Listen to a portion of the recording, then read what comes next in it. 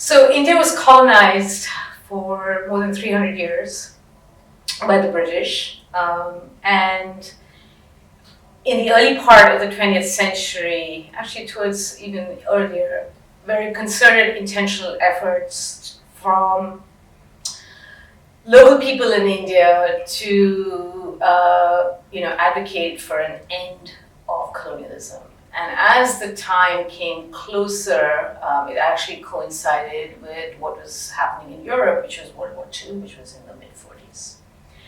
So in 1947, India, of course, was a much larger entity then, as it is now known, because it included areas of what is now modern-day Pakistan.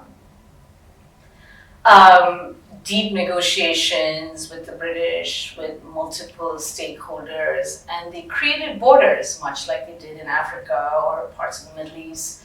They created what would be considered now just arbitrary borders that divided families, ethnicities, people, local communities, etc.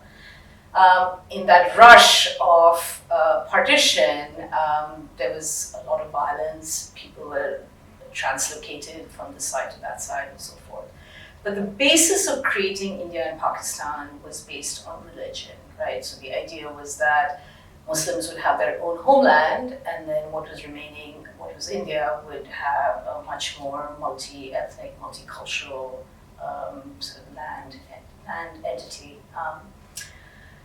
After that, there was a wish to create democratic traditions, very much in the light of what England looked like. India inherited many of its institutions.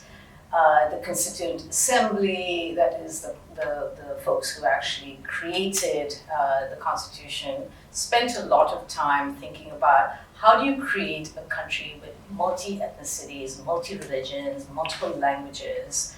And so what came out of that was we need to absolutely commit ourselves to a pluralistic tradition, a democracy where rights were enshrined, and minority rights were enshrined as well.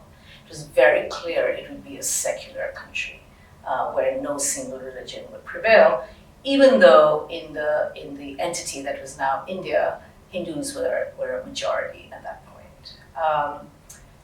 Pluralism, democracy, and secularism were the cornerstones of India's constitution when the constitution was created by the fathers of the constitution.